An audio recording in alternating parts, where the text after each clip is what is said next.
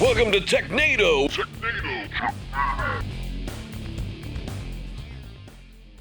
Welcome to another episode of Technado. I am one of your many hosts for today, Sophie Goodwin. Before we get started, I just want to take a moment and thank the sponsor of Technado, ACI Learning, the folks behind IT Pro. You can use the promo code Technado30 for a discount on your IT Pro membership. Now, we have a special guest today, so I'm going to start by introducing him, because you guys know Don and Daniel. We can get to that later. But sitting to my left is Justin Dennison. If you are a longtime IT Pro viewer, you might recognize him. Justin, how are you? I'm doing fairly well. The handcuffs and the sack over my head to get me here. I guess I'll overlook it this time. We've got shackles under the desk. You just can't see him. He's stuck here. Justin is here all week recording some stuff with Daniel during our day job. So we're very excited to have him back here as my first time meeting him officially in the office, because you were here quite some time ago working for IT Pro, right? Yeah, I was here for a while and then I disappeared and now I'm back. And, I feel a little bit like a chameleon. I feel like every time I show up to the office, I look a little bit different. So next time I'm going to have a giant handlebar mustache or giant lamb chops. We'll just see how that goes. That works. That works. We'll wait with bated breath for that moment. And then, like I said, we've got Don here. Hi, Don. Hey. That's all I get. Good talk. Yeah. So, Justin's been gone a while, but what's important is he's done his time. He's rehabilitated. He's ready to be part of society again. And we're glad to have him back. I'm looking forward to it. Couldn't have said it better myself. Don loves charity work. And then, of course, down at the other end of the table, we have Mr. Daniel Lowry. Daniel, how you doing today? I'm good. I'm over here thinking Justin may be in like a witness relocation program. I just want to see the Abe Lincoln beard next time. So I'm either a kidnap victim, I am on work release from the local prison, or I have maybe I've part of the mob. Yeah, maybe you're all three. All three. Yeah. Or Justin is a man of mystery. But the reality is, abducted by aliens. Yeah. Yeah. Didn't see it coming, Don. Hey, nobody does. Well, something tells me that these three are going to be in rare form today, so we will go ahead and jump into the articles that we have today. Got some good stuff for you. This first article comes to us from Ars Technica. We're going to talk about some Microsoft stuff first. It says, next major Windows update is available September 26th with new AI and not AI features. Love that they lead with the AI because they know that's what gets the clicks. So it says this new Windows update has over 150 new features coming out later this month. I'll be honest with you, I don't pay close attention to the Windows updates. Is that normal or is that considered a lot? I think that's fairly normal. What we have to remember is that Microsoft stopped releasing feature updates throughout the year, right? So they just do it twice a year now, and this is time. It's time for our H2, second half update. This one's got it's got a different name because they call them moments now. This is like moment 4 or some crap like that. Yeah. You were just singing that magic moment not very long ago. Very prophetically. For some reason, all I could think of is those images with the big-eyed children, looking up and just Microsoft. Yeah, Sarah McLachlan is playing in the background. Well, it is time for the feature update, and by the time you watch this podcast, it is already out, so you may have upgraded your computer already. If you work in a business or enterprise, you were probably holding off, which is smart because there is a lot of new stuff. But the biggest thing is, well, really, a lot of the new features we've talked about over the last 3 months are all in this update. Stuff like RAR archive support or RAR archive support, that's going to be rolled out in this one. But a ton of the Copilot stuff, right? Remember, we had an episode a few months ago about how basically Microsoft's Cortana sucks. And so Cortana is out, Copilot is in, and you're going to see sprinkled features of ChatGPT all over Windows 11. That is all in your future. I just have to ask, this AI stuff, big developers, it has its use cases. I feel like it's getting a little oppressive to me. Hey, do you want your notepad to have some Copilot feature? No, I just want to write some text. What? Why? How many of these features are actually AI driven? Now they're just using it for profiling. If you don't have AI, there's something wrong with you. Yeah. Why don't you want AI? AI hater. Well, I think it's funny how they picked where to put it, right? So Microsoft Paint. Yeah. I can't tell you how many times I've looked at Microsoft Paint and said, man, I wish this thing had some AI in it. It would be so much more useful. That's never occurred to me. That's 0 times, Don. Yeah. But that's where they're rolling out. And, Justin, as a developer, one of the best use cases we hear about this stuff, especially with Copilot, is helping you automatically write code.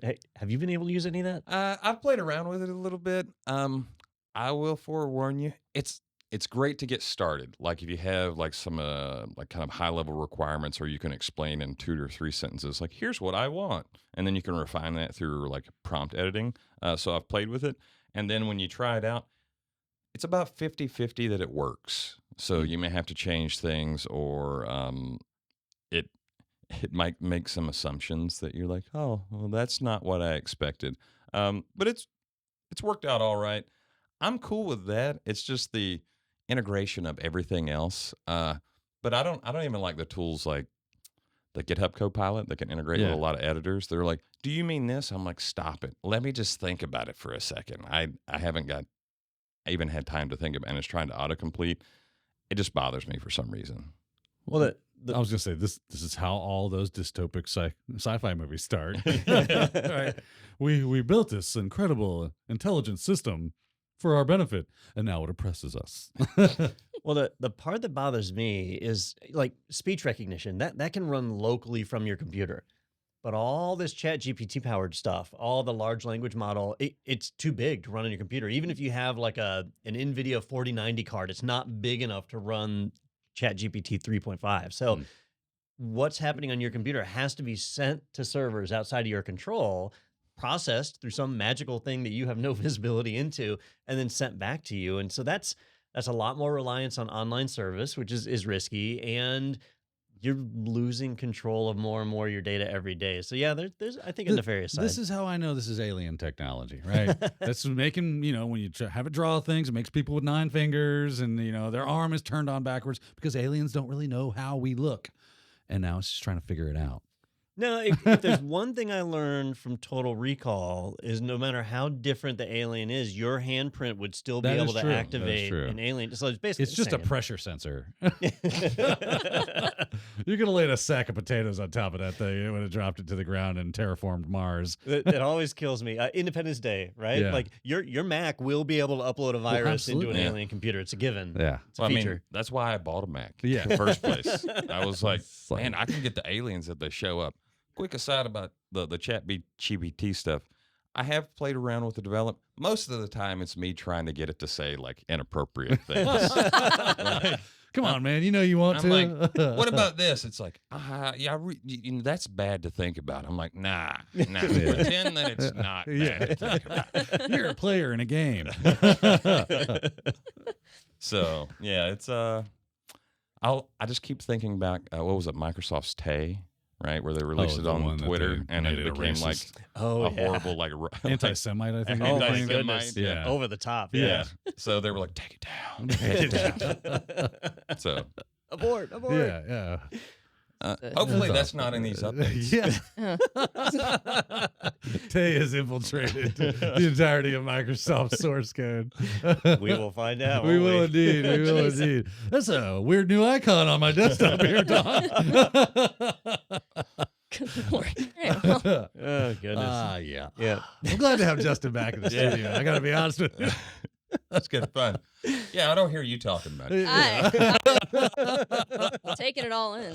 Yeah.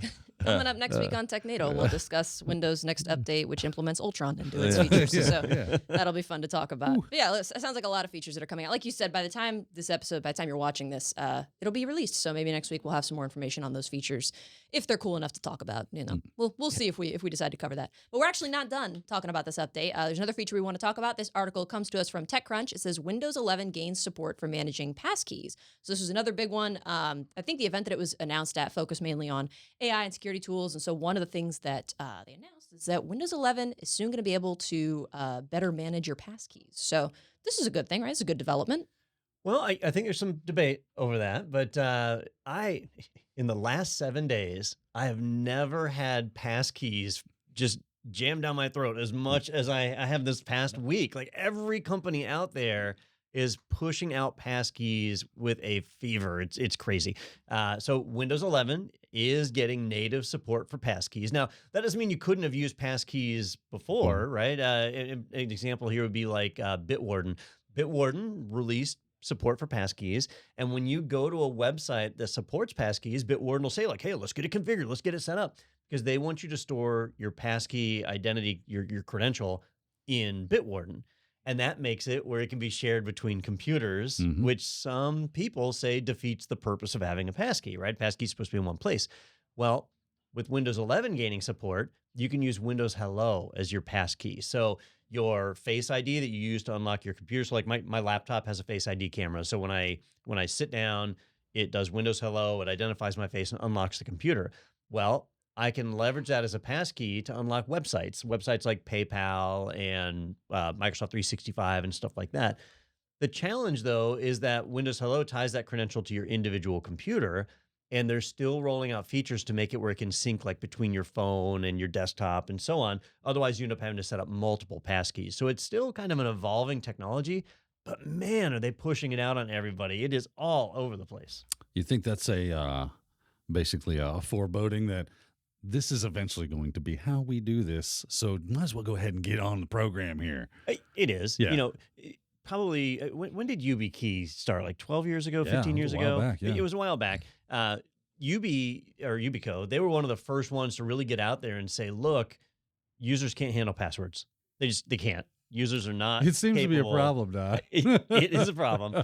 And so we're going to introduce this external key they can use. It was a good idea. The YubiKeys were inexpensive. People could adopt them. I have one on my keychain right now. You know, it's the way that it's gone. But for your regular rank and file person, your regular citizen out there, they don't want to spend $40 on a YubiKey, and they don't want to carry it around, and they're not going to configure it and so on. So this is the next best thing is let's create an identity, a credential that we can store somewhere. And Apple really pushed hard on this with Face ID on the iPhone, but they had a special security chip. It had a name, an enclave. Is that what it's called? An enclave chip where your credential could be securely stored, where somebody could like delid the chip and still not be able to get your credential out of it, like a high security place to hide that data. Well, on laptops and desktops, we're only recently getting to where everybody's machine has to have a TPM. And that was a requirement in Windows 11. Can't install Windows 11 without a TPM. And it's to support features like these. So yeah, as people's hardware catches up and we have that secure enclave everywhere, we'll see passkeys come about. And in theory, once you have a passkey in place, you can delete your password. You don't need a password at all. You can just use the passkey, and that's the passwordless future they keep promising us. I will say I do love the stinking finger identity, like login. That just makes my life so much easier. The stinking finger? Yeah, it's Is it stinky. like a smell Well, sensor? here's the thing. I don't really wash this hand. Yeah. Don't Urban Dictionary that. So I will. I'm kind of like in a weird divide because I hate remembering passwords. Right. So I've been using like password managers and things, and then like my computer has the Windows Hello, but it only works in certain places. But it is nice. But it also still illustrates when I talk to other people. They're like, I can't remember my password. I was like, I don't know most of my passwords. Like, it's just a bunch of random stuff. And if we could just get to the point to where it's just, what's your face look like? Oh, it's this face. Okay, that looks good. I would be totally down with that, assuming that there's no AI integrated with it. The first sentence in this article says, at an event today focused on AI.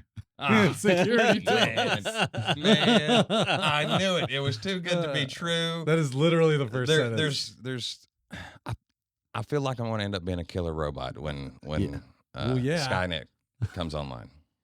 Can't wait. Did you guys read the Hitchhiker's Guide to the Galaxy books? I did not read it, no. A little bit. There's one part in there where we're talking about how it's in the future and the ways to authenticate people have become so complex. You need like a blood sample and DNA and a scrape of skin from the nape of your neck and all this different stuff to authenticate, that the really wealthy people got a special identity card developed where it would store all of that, your DNA, your skin sample, all your retinal scan, all on this physical card that you can keep in your wallet. Okay. And one of the guys like knocks an executive out and just takes the card and then is able to walk around and do everything because it rolled everything back. So I think there's a very valid argument where you could say that a passkey is not really any different than a password. It's just, written on your face, which you can't change. Mm-hmm. So if a passkey gets compromised in a way, it's a lot worse than if a password gets compromised. You can change password, you can't change a face. Yeah, So, I wonder if there'll be some weird attack down the road where I can like fool the technology into, even though it doesn't see my face or whatever it is that it's taking in as my passkey, that it believes that it is. And right. All I can think of is Dark Man, right? Where he's got all those prosthetics. Liam Neeson is running around town with a bunch of fake faces. That was a Sam Raimi film. Yeah. And Bruce Campbell was in that movie. At the very end, he was Darkman. Oh. So at the end of the movie, it's kind of like a city street, and there's a bunch of hustle and bustle people walking, and you see Darkman kind of walking away, and he turns, and it's Bruce Campbell. Huh. Yeah. Wow, that's stuff. a fun fact. Maybe I'll watch that movie at some point. I was getting ready to ask. I was like, you have no idea what we're She talking has a about. list. I love how when you were asking, you guys ever read The Hitchhiker's Guide to the Galaxy? You didn't even look at me. It was like, you know better at this point. The answer's probably no, that I haven't. This generation doesn't read books, right? No. Like that's not true. a thing anymore. No. Right. Although in your defense, I've not seen Dark Man either. I have no idea what they're talking about. I'm surprised. I'm surprised. That Yeah. surprises me. The first one's good. There's more than one. The second one's The return of Durant and Darkman die. Yeah, and- the second one, you could Yeah. maybe give it a one. It was a After comic that, book just throw it adaptation, away. right? I think so. yeah, I Yeah. think it was a comic book There's adaptation. a sequel, so like Dark Man and Darker Man? No. There's a sequel? Darkman. Easy there. We're gonna get like MA rated. Yeah. If you're not careful. I think robots are a protected class, and you guys have already slandered the hell out of Robots those are a today. So protected I think class. we're well past that. I disagree. I But anyway. am oppressed. I know there's, like you were saying, like it would be real easy if it was just like you just scan your face and then that gets you in there. And I agree, it would be really convenient. And maybe it's just my paranoia, but the idea of using like my fingerprint in my face for everything that I do, it freaks me out. Like I don't even like doing that when I go to like the DMV. I don't even like giving them my stuff. I'd just rather not. I was getting ready to say, you have a driver's license, right? Yeah. do. Okay, I was just making sure. Yeah. I just. Well, they make her. Where I get bothered is where they need your biometrics for something that's not critical, right? Yeah. And I'm going to use Disney World as an example. Have you guys been that's to a- Disney Yeah, the World recently? fingerprint. No, I haven't been in a long time. So if you it's buy the a ticket, sweatiest place on earth, so I'm not it going. absolutely is. So it doesn't matter how you buy access to get to the park; they want your fingerprint. If you're a season pass holder, or a single day ticket, or Yeah, whatever, I'm gonna go with no. And so do they need your fingerprint? No. Do they want you to not share tickets with other people? Yes. And so that's their solution that they came up with, but they don't need to store your fingerprint, but they do. And so that's where I get frustrated is as we move into some of these advanced things with biometrics, they should be used responsibly for things that are actually necessary. If I'm logging into my bank account, yeah, all right, I'm going to use my fingerprint for that. But if I'm logging into, ESPN Sports to see how the Red Wings did, they don't need my fingerprint. So when I was a young man and I got paid in a check every week, right? And I didn't have a bank account, and I had to go get my check cashed, right? Oh yeah, So you could go to a bank or maybe some grocery store. So different areas would cash your check for you. And after a while, this was in the late 90s, they started asking you to do a thumbprint Mm-hmm. on the thing. So my brother and I devised a way where it could look like you're pushing your thumb, but it's actually like the meat of your palm. and the rest is so they can get our thumbprints. Yeah. Paranoid. The statute of limitations is up on that crime. Looking back, speaking of collecting biometrics, a couple of things. I think, is Disney World building a secret army of clones? Yes. I'm just saying, don't they own the rights of something that has some of those things? I'm just, number two, DARE program. Okay. You I remember that? Yeah. Dare to keep kids off I think drugs. part of that was just to collect fingerprints from as many people as possible, yeah, because that's that was possible. part of the thing. Is like Right. you got You both fingerprint hands your fingerprints. kids. Yeah. We might Yeah. have to cue the tinfoil hat intro. Was that here. the DARE program, or was that just like because when They we were said it kids, was a DARE program. They had I a don't whole know. thing about like if your kids get kidnapped or Yeah. go missing. So it was a thing to photo and fingerprint your children. I remember going through that as a child. Yeah. And my parents had like cards with all that information on it. Yeah, it was weird. Yeah, I forgot my tinfoil hat. They left it in my cell when they shackled me. Yeah. Who turned that radiator off, by the way? Yeah, now you can just chip your kids. It's a Yeah. lot easier. Yes. Just put a microchip in them. That's not going to cause problems. Not at all. Yeah. So okay, cool. Lovely discussion on paranoia. I wasn't I think- prepared for. We definitely went off the rails from We did. But wasn't it passkeys. fun? It was. But yeah, so new support rolling out for passkeys. I know Windows has been rolling out support for passkeys for a couple months now, right? Like for a while. This is not new, Right. but some new features coming out here. It was back in January where they said this is the year of the passwordless account. And so they've been That's trying right. to roll that out piece by piece, and they're 'Cause behind schedule. Microsoft and Apple and Google, they all did like some pledge or something, right? That we're gonna go passwordless or something like that. Yeah, they raised their right hand and they. Yeah. I don't get know a if you kick out noticed of it this, when but they a make lot of pledges. corporations say a lot of things. Yeah. Especially if they think it'll make you buy the thing that they have. Yeah, that's true. It's not lying if they believe you Yeah. or something. Anyway, Is it lying if how they it don't works? care? Hold on, I'm parsing those words. In my brain. it's not a crime if you don't get caught, right? Yeah. So we'll go ahead and move on from Microsoft. Not that I don't love talking about Microsoft stuff. We'll go ahead and move into some Linux news. This comes to us from ZDNet. It says long-term support for Linux kernel to be cut as maintenance remains under strain. So they're reducing the long-term support from 6 years to, I believe, 2 years, right? And I know you guys are Linux users, so I'm sure you're crying, but I don't really care. I'm not crying, right? I am shocked. I was rather surprised He's to see openly this news. sobbing. Open mouth crying. Yeah. Or you can't get a good breath. He's like, You got the snot. yeah. You got the little snot. Yeah. Sometimes He tries you need to a good talk. cry. It's all like stuttered.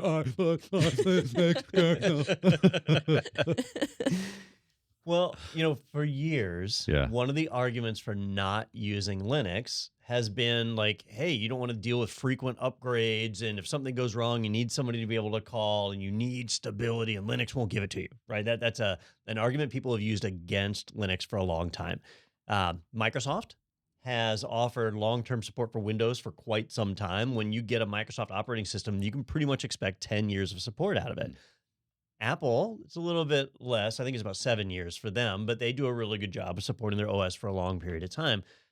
In the Linux world, it's been the Wild West, and this was kind of where Red Hat made their mark. Red Hat stepped in and said, like, no, we're going to do a full-on support cycle, and there were certain scenarios where you could get Red Hat OSs that would go for 15 years, like these crazy long cycles, but even at a minimum, you get 5 to 10 years, kind of like Justin did, and and you'd get that support. Well, to help solidify Linux as a reliable operating system that we can use in production environments, some of the kernel maintainers decided to take that pledge and say, you know what, we are going to start doing LTS versions.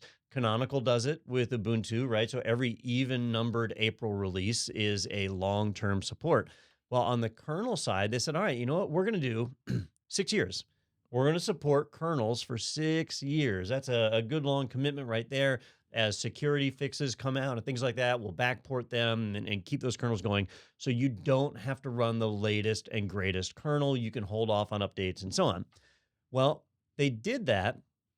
And before they hit the first 6-year window, so in less than a 6-year period, they said, wow, this is really hard. This takes a lot of work. Like we got to update all these old kernels. And I'm barely able to like keep myself upright half the day. Yeah. You're trying to get me to support a kernel? Man.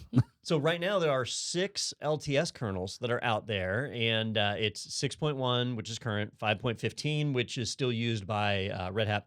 You got 5.10, 5.4, 4.19, and 4.14. So going back a decent ways, and what they're saying is, look, nobody actually runs 4.14. We need to get rid of it. But that's a bad argument because the whole point of doing long-term support is, yeah, not everybody's running 4.14, but the people that are the people that want stability and long-term support. Really made them angry. Yeah. So they've backtracked on that, and their long-term support is now 2 years, which is not long-term in any Anybody's definition in world. my book. Yeah. Yeah.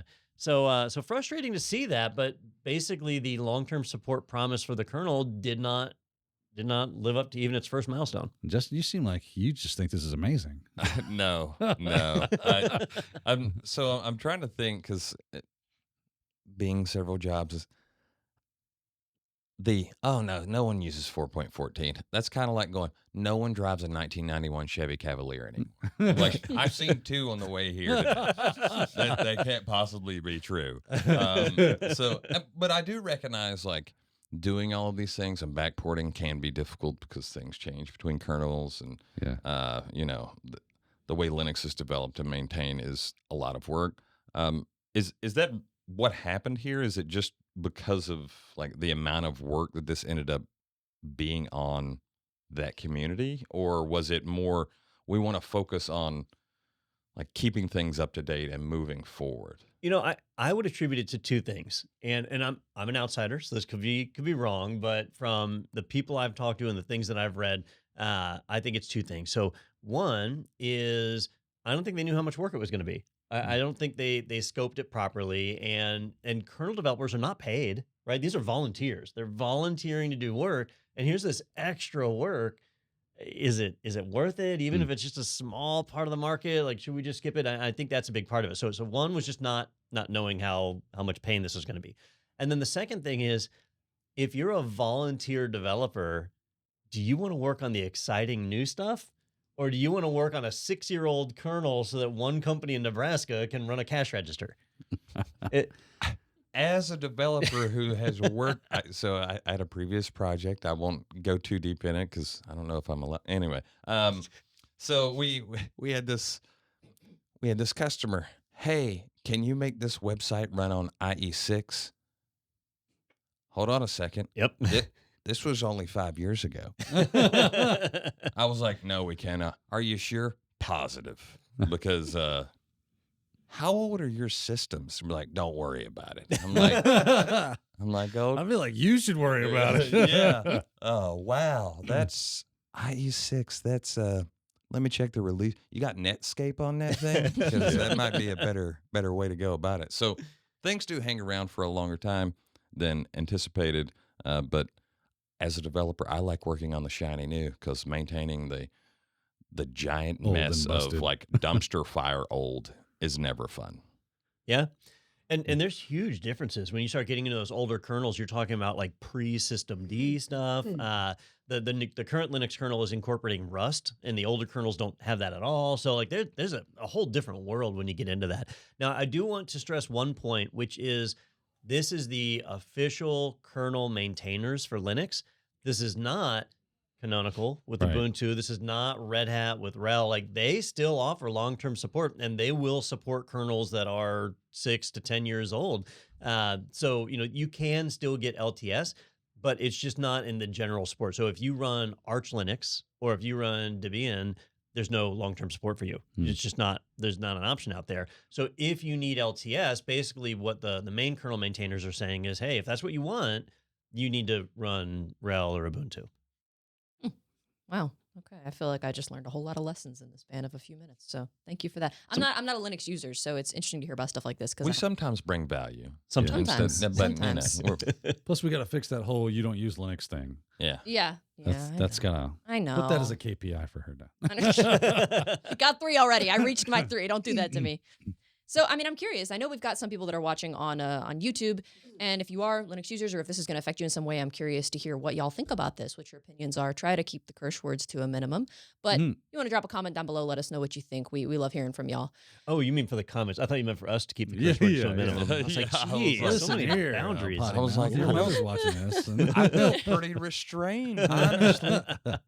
Y'all don't even need me for this conversation. Yeah. We'll go ahead and take a quick break and collect ourselves, but we'll be back in just a little bit with more security news here on Technado. Tired of trying to schedule your team's time around in-person learning? Isn't it a bummer to spend thousands of dollars on travel for professional development? What if we said you can save money and time and still provide your team with the best training possible? The answer to your woes is live online training from ACI Learning.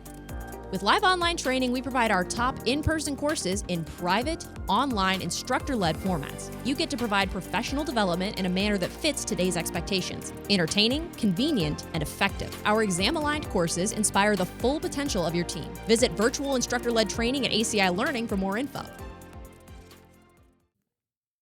Welcome back for the security half of today's Technado. Again, if you're watching on YouTube, consider leaving a like if you're enjoying this video and maybe even subscribing to the channel so that you never miss a Technado in the future. We'll go ahead and jump into our security articles. We had some time to collect ourselves, and we're going to undo that work very quickly. So this article comes to us from the Register. It says, sysadmin and spouse admit to... I cut him off. Break the law, There's a little you'll thing. go to jail. Yeah, well, you don't need me to tell you. It's behind bars. Sorry, Christian. This article comes to us from the Register, and it says, sysadmin and spouse admit to part in massive pirated Avaya or Avaya? How would you say that? I've always said Avaya. Avaya. we said I Avaya. assume that's I used to right. babysit a girl named Avaya, so I don't know. It's not All right. relevant. Anyway, Avaya licenses scam. So the sysadmin and his partner, they pled guilty to being part of a massive international ring selling software licenses for significantly below the wholesale price. And they're going to have to pay up quite a bit, aren't they? Yeah, we keep hearing about security incidents, and a lot of times there is an insider element, some rogue employee or former employee that still has credentials or whatever. This is a case of that, except a little bit different. Instead of the traditional route of pushing out ransomware and extorting the company for cash, what this person did is Dusty Pierce was a. That sounds like a fake name. It does sound like a Right? fake name, doesn't it? Wait. Brad and Dusty Pierce. Now I Cowboys don't at know large. which one it was. It was Brad. Brad Pierce worked in customer service for Avaya. Now, if you don't know Avaya or of whatever it is, Avaya. Abaya. Yeah. I was gonna say, Abaya. no, Abaya. So if you don't know them, they were huge in the telecommunications world for a long time. So Emphasis on the word were. were right because it used to be that companies had to have tons of phone lines run in for all of their employees, and we all had desks on our phones. And VoIP has just destroyed that whole market. We And don't really talk on the phone anymore, so. yeah. So a lot of companies like Avaya went bankrupt, and they did. But in this case, you had an employee who was on their customer service team who had access to the tools to issue the software licenses to activate features on their PBXs, on their phone systems. And those were incredibly expensive licenses, right? If you're an enterprise with 10,000 phone lines, these features could cost millions of dollars, depending on exactly where you were deployed and so on. And so what he did is he said, wait a minute, I can issue these keys, these licenses. What if I just start printing them out by the hundreds and find somebody who will resell them at cut rate prices and get a cut of the profits?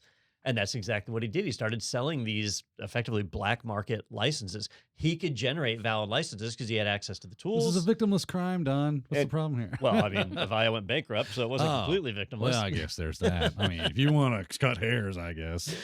Yeah, so this one was interesting. Didn't try and leak customer data, didn't try and push ransomware out, didn't try to extort the company, just effectively like stealing. This would be like a Walmart employee stealing TVs and selling them on eBay. Right. That's basically what this amounts to. $88 million worth of televisions. Yeah.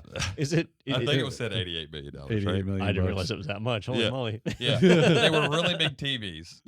And for whatever in my mind, Brad and Dusty Pierce are like the heavyweight tag team champions of the Yeah. world. They were like, and from the top rope, oh, there comes the license elbow. The people's license. Oh, here we go. I remember as a kid, I want to emphasize as a child, like Which was like 6 days ago. no. I'm fairly old.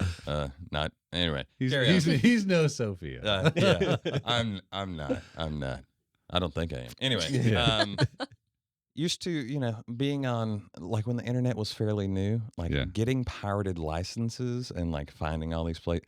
Like I was like, oh, this is interesting. Like a little cracking software or whatever. Oh, yeah. There seems to be a little bit of a resurgence of some of that. Obviously not.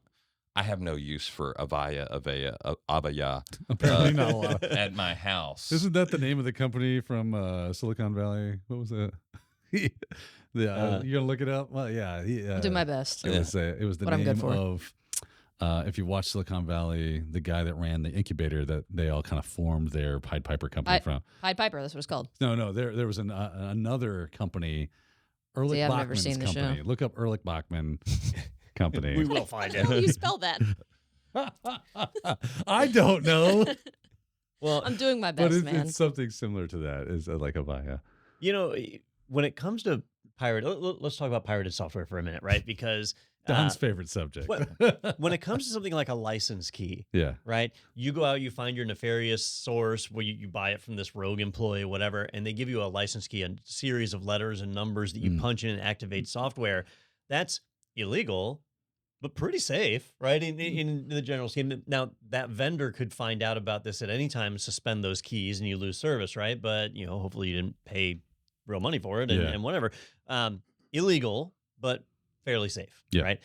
But when you talk about cracked software where you got modified binaries and things, when you're bootlegging software where they've removed the DRM out of it and things, Yeah, they removed the DRM. You don't know what else they did to that software, and it's incredibly risky. And I do think that there are a lot of people that will go on torrents and torrent software and not realize how much of a risk they're taking. Yeah, I also have to admit, like, never mind. I won't admit that. But He's heard of BitTorrents and the Pirates Bay. I will say something that also makes this difficult. Are there legitimate reseller sites that I've happened across for license keys that legit look like Angel Fire sites? Yeah. That I'm like, I don't feel comfortable buying from you because it looks like you stole those out of the loading dock of someone's like Best Buy or something. And in this day and age where you can spin up a pretty decent looking site free. Yeah. Like there's no call for that at this point.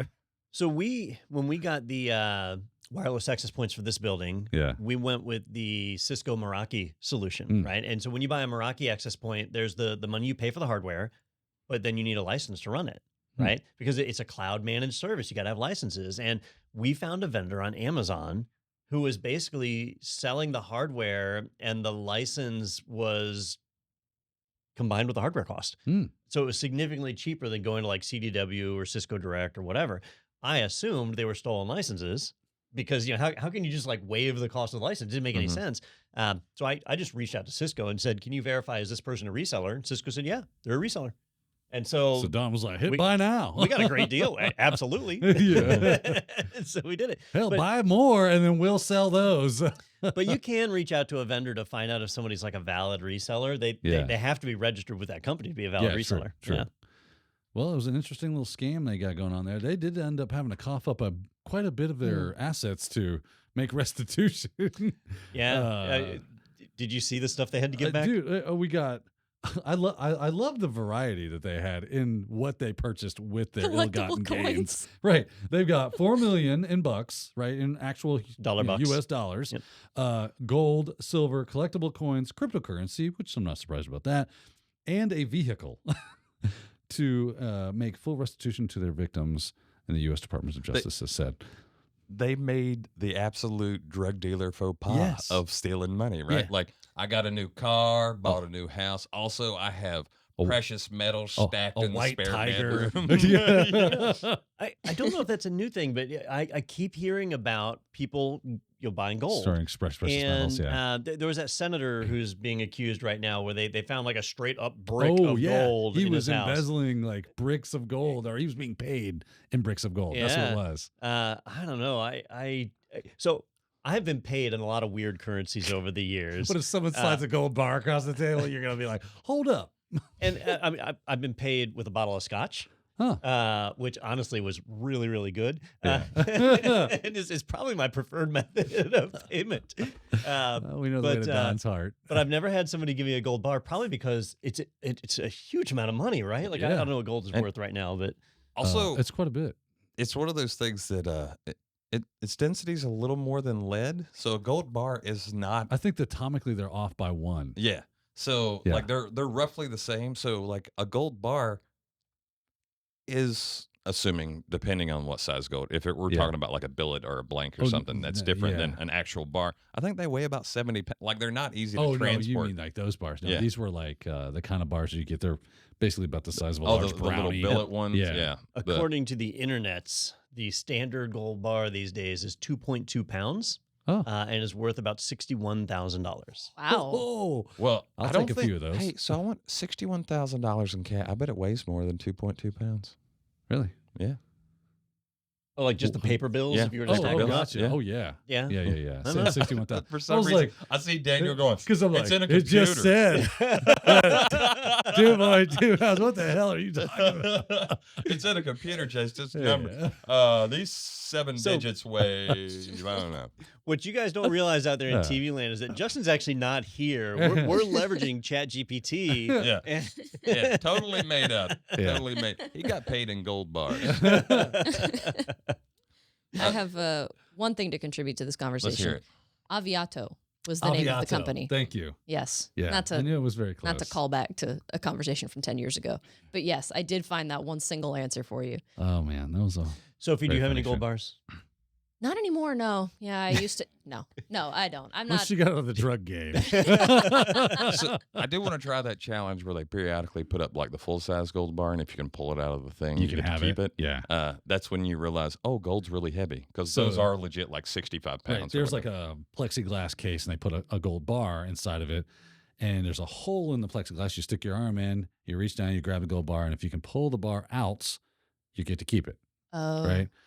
The hole is just big enough that if you completely do this, you can get your hand out. Yeah, it's the Right. classic raccoon trap, Right. right? Put something shiny in a Right. box with a tiny hole, and you go, And they I won't can't, let it go. I can't leave. Yeah. But you'd have to have the finger strength of like some animal, right? To be An able to orangutan? hold it with finger grip. No, that's where this And pull it podcast is out. going. We got to find out which animal has the strongest finger grip. Out of my gate, I'm saying a gorilla. Gorilla, orangutan, or Yeah, chimp. orangutan. Yeah, one of the larger. It'll turn out to be primates. some tiny Coconut slim- crab. Actually, Coconut crab? Coconut Yeah, that crab. makes sense. But they don't Amelia have Earhart fingers. never stood a chance. Yeah, so They don't have. I think that would be called pinch strength. Yeah. Because, All right. I mean, they can legit crush coconuts with their Correct. claws, Yeah. which I think means they The can crush. silverback chimpanzee, strongest finger grip strength when it comes to creatures with fingers. Thank you, internet. Yeah. Yeah. There you go. So if you put a coconut crab and a silverback chimpanzee in a battle, they're just going to be locked in there forever, basically. No, I'm if a gonna bet on coconut the crab. If that coconut crab grabs a hold of something soft, Yeah. it's going his way. Oh boy. Anyway. All right. Good times, Anyway. good times. That's probably good places I need to pivot. I know Yeah. we got off track. Let's But yeah. let's switch to a cleaner topic, Sophie. Wow, that was good. Okay. Nice I- segue there, Don. I won't forget this time. This next segment is called Who Got Pwned? Looks like you're about to get pwned. Fatality. Yeah! So Don made a funny there. We're going to switch to a cleaner topic because this article comes to us from CNN Business, and it says Clorox products are in short supply after a cyber attack. So, yeah, I'll just leave it there because I think you started us off great with that pun. It's disrupting their production, right? They can't produce stuff. Yeah, malicious actors, threat actors, were able to get into Clorox's system and get away scot-free with quite a bit of data, something like 1.7 terabytes of data. They deployed ransomware, encrypting systems. Is that confirmed? Because when I was reading this, they had not confirmed. They said no one has used the R word yet. They haven't used the R word except Like all their procedure is just like if you had ransomware. and they're saying like, yeah, we had to our equipment is all down. Yeah. It's not operational. We have to restore it from backup. Like what else would lead to that? Reason says. yeah. So this, what sets this one apart is that the attackers got in and went undetected, right? Because they didn't leave fingerprints and Are you Yeah. saying are you saying they left the scene clean? they Yeah, did. yeah. They did. They got in and They were in for like sanitized all their tracks. they were in for a solid month, I think. That's it. This article doesn't have the time That's not frame, long but term. they got in there, and while they were in there, they were able to exfiltrate some data and then basically hit the systems, and it affected Clorox's manufacturing plants. Now, if you guys remember during the pandemic, in the early days, Clorox wipes were like the number one thing that people wanted. That I'll toilet trade you paper. this gold bar. Yeah. Yeah, It was a a box of currency. Clorox wipes. you can't wipe your bottom with a gold bar, or at least not Technically, very you shouldn't well. be wiping your bottom with a Clorox I was going wipe. to say, Yeah. that's Actually, I I, mean, you might can. prefer the gold bar on that one. Well, Anyway. So they were affected by this. They are back online now and back in production. I haven't gone to the store to buy Clorox wipes recently to see where that's at, but if you Don't ask people for that. yeah, it's just interesting. We keep seeing these ransomware attacks over and over and Yeah. over again, and they have a real world impact on our supply chain and other areas. Interesting that they targeted Clorox. Yeah. I mean, was this a target of opportunity, or were they were like, you know who we got to go after? That damn Clorox. That's what's up. We just wreck them. You know, what my guess here. All right. I think the ransomware people, they're going to target high value targets. Yeah. Companies that are likely to pay a ransom, right? Like the casinos that we talked about last week, right? Right. They're going to target that because they know they can get the money. Hospitals, they know they're going to pay the ransom. That's who they target. Clorox, I don't know if they would have actively gone after that one, especially the manufacturing plant. Yeah. I think this was probably more than likely just a random occurrence. Yeah. Right. Like Justin was mentioning how you can download software from nefarious sites. It just takes one employee doing that. Yeah. Their machine gets compromised, and then it starts spreading throughout the organization. Hey, Billy, I just got a beacon. Where's that? Looks like we're inside a Clorox. Interesting. Oh, man, they do have some money, though, don't they? I think they do. Well, let's go ahead and do the thing then. Someone just casting out USB drives like bird seed in the parking lot. They're like, oh, I found this USB drive. So think of an old man who's like sitting on a park bench throwing, there you go, guys. There you go. Have some of that USB. Sure, get you some of that. You know, I suspect they do have a lot of. I wonder if Clorox is one of those. Like, I used to work for a paint company, and like they have their own name brand paints. But what they didn't tell you is they also manufactured like 60% of all other manufacturers' paints in their manufacturing plants. That's kind of how like America does business, though. So like, I'm wondering if Clorox is like if I go and buy Publix brand bleach, is it actually manufactured by Clorox? It kind of makes me wonder how much money they actually have. Well, it's funny. You say I worked at a pharmacy for a little while. You sold drugs. And I literally sold drugs.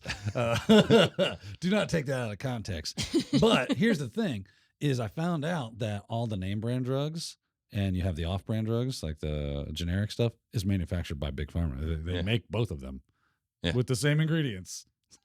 It's crazy how you pay for a name. Speaking of, that's what you pay for with Clorox. Name. Because it's all sodium hypochlorite. Yeah. Anyway. Oh, I feel like we're going to see a supercut YouTube short of this episode of you just confessing to all your crimes. You're selling drugs. You're stealing gold bars. It's just going to be a supercut. So we'll make sure to submit that to the proper authorities. I got needs. I'm really surprised y'all got through that conversation about the gold bars and the Clorox wipes without bringing up the stinky finger. I'm really shocked that didn't come up again. Well, so we got to get that trademarked. We don't want to bring it up too much. Yeah. It's our new biometric. Stinking finger. I'm sorry. Yeah, I'm going to say. Stinking finger. My bad. Man, this is an interesting episode of Technado, ladies and gentlemen. But you know what'll take care of that stinking finger? What's that? Clorox. Clorox. That's right. Okay, we'll go ahead and move on. I'm gonna get in trouble after this. Please. So we'll go on to our next segment. This article comes to us from Bleeping Computer, and the segment is called Deja News. Deja News. Now, I don't remember if we covered this when it first happened, because I know a lot of times there's news that we just can't get to because there's too much going on. But back in May, there was a ransomware attack on the city of Dallas. So this article from Bleeping Computer says, Dallas says that Royal Ransomware breached its network using a stolen account. So it all started with a stolen account. They had to shut down all their IT systems back in May, and now we're maybe getting some answers, it sounds like. Yes, and I love it when we hear about breaches all the time. I don't love that. But I love it when they come out later on down the line and tell us what happened. Give us some details, help us learn from your mistakes so that we can, all be better together. And so that's exactly what the city of Dallas is doing, is they've released some more information about what happened. So very much like Clorox, a malicious threat actor got into their system, was able to exfiltrate data and proliferated ransomware throughout their networks, basically shutting the city down. The city ended up being down for several weeks while they recovered from the whole incident. And so now we're learning how. So they got in to start by compromising users' credentials. That's pretty common these days, right? And if you don't have your permissions scoped right, that user may be able to lead to access in other systems, and then it spreads from there, which is what happened. The threat actor sat on the network for about a month, and during that month, they exfiltrated 1.169 terabytes of data, a ton of data, and then activated the ransomware. The ransomware was actually already deployed. It was just sitting there waiting to be activated. They got all the data they were going to get, which was quite a lot, and then flipped the switch, and that's what shut the city down. Now, what I thought was interesting was that for their command and control, they were using Cobalt Strike, and I got a little confused on this because, Daniel, I thought Cobalt Strike was software for the good guys. It is. It very much is. It is a widely used piece of software. It's very expensive. But I don't know if you know this, Don. Bad people use tools for bad things, even if they were invented for good things. And this is what delineates them as bad. So they said, hey, I can repurpose this tool for a nefarious purpose. And that's what I'm going to do. So they nefariously get access to a copy of Cobalt Strike and then use it for those said nefarious purposes. Would that also help them go undetected because you're like, oh no, this is like a legitimate thing? So because of the proliferation of Cobalt Strike, no. Oh, okay. It's actually quite the opposite at this point. So here's the thing: when you're if you're using something like Cobalt Strike, it's what's called malleable, right? You can change it, you can form it. You just kind of have the basics of what you need to get going. So it's up to you, as the person that has the copy of Cobalt Strike, to start to mangle it and change it and form it in a different way, so that it looks different from the out-of-the-box version of Cobalt Strike. So it can go undetected quite easily if you have the wherewithal to make those changes, and therefore defeating signatures and heuristics that will, get detected. If you go with like a out-of-the-box install of Cobalt Strike and you drop a beacon, like Microsoft's Defender is going to go, whoa. I don't know what you're trying to do here, but I have it on good authority that this is not right. And it put the kibosh on. Any AV EDR will, and even if you do some like minor mangling, it might still get busted, right? So, but obviously we're not. This is royal ransomware. This is a break off of, I think, Conti. I think they kind of were an offshoot of them, or Revo, one of the two. These are very smart, very capable, sophisticated threat actors. So for them to get a copy of Cobalt Strike, now the fact that Cobalt Strike is being signatured more and more, there has been a move lately to things like Burt Rattel and just other C2 frameworks, and move into that sphere, just so that, because they're not as detectable, because of they're not as prolific. Now, here's what I thought was interesting, right? So Cobalt Strike was being used as the command and control beacons that were being spread throughout the network. Yeah. And maybe they were whitelisted so that they wouldn't get red flagged by Defender or whatever AV they were using. Maybe they weren't. Who knows? Yeah, they probably just mangled them. Okay. Yeah. But once it was out there and they decided to encrypt the systems, right? A lot of organizations run software that will look and say, wait a minute, this hard drive is being encrypted. I need to stop it, right? But they used legitimate Microsoft administrative tools to encrypt the server, which means they used BitLocker. They used Windows' own encryption, which Windows is going to look at and think is normal. And they must have done it in a way where they stored the keys outside of the registry and the Active Directory, in places where those keys normally get stored. They stored it somewhere that the users didn't have access to. That's living off the land 101 right there, right? Is don't install a tool to do the thing that there is already a tool installed to do, because then you have a high rate of detection, because, hey, what's this weird? We don't have that whitelisted as an application for our business line, but, BitLocker, it's already here. Let me just use that. Fun. It's fun. So really interesting, and shows how difficult it is to detect one of these attacks and to protect against it. They did recognize it was happening when the encryption started. They were able to stop some servers, but it took them 5 weeks to recover from the incident. So pretty significant.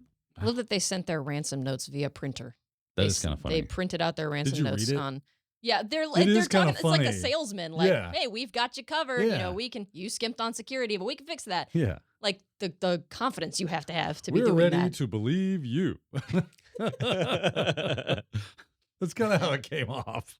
I know it's not funny because it was obviously a bad thing that happened, but just thought that was interesting. They're delivering 'cause it ransom says, notes. Fortunately, we got you covered. Royal offers a unique deal for a modest royalty. Got it.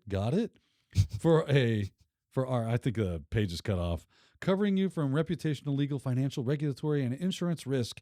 To put it simply, your files will be decrypted, your data restored, and kept confidential. Try Royal today and enter the new era of data security. We are looking forward, or I guess they mean forward. We're looking to hearing from you soon. Obviously not native English speakers, or they're Gen Z. So, This was written in a text. or it was written by ChatGPT. Yeah. I need Yeah. a ransom note Yeah. that makes funny royal puns. Yeah. What's interesting is I think to all of the previous criminals who have gotten caught by printing off things and how did this, where did this come from? Is this a courier that brought it? Hey, who sent this? Where was it printed from? It's kind of what's the word? Ballsy. Yeah. Yeah, it sounds good like word. it was like printers in the buildings and stuff Yeah. that had Oh, been, okay. that they were Yeah, putting off they'd all the already printers. they'd already done the thing. It was Gotcha. like they were And faxing this was them or an after something. the Gotcha. fact, like, Yeah. you may have noticed some problems. Yeah. Ooh, that's unfortunate. When you were reading that, the tri-world today, I feel like that should have been read in like a transatlantic accent, like Yeah. tri-royal today and into the new era Yeah, of data yeah. security. Like I'm watching The Exactly. Incredibles or something. I'm sorry, I didn't mean to get us off track. I just thought that was funny. But obviously, it's not funny that this happened. Glad to hear that they're finally figuring out some of what went on there, getting some answers, and hope that they recovered okay. Yeah, and I'm glad that they're sharing details about it so that we can all look at that and use it in ways to improve our own networks. Everything's bigger in Indeed. Texas, even the ransomware attacks. Yeah. So keep that in mind. Just so you know, if you are watching this from YouTube, I know we've got people listening on Spotify and Apple Podcasts and things like that. If you are watching from YouTube, you can also check out some of the other things on this channel. We've got webinars and live on social events that get posted here. We've got one coming up next week that'll be live there. It's an all things cybersecurity webinar with Daniel Lowry and Jason Downey. So tune in for that. That's always a lot of fun. He's giving me the thumbs up. You can't see it, but he's very excited. Jason's from Red Siege.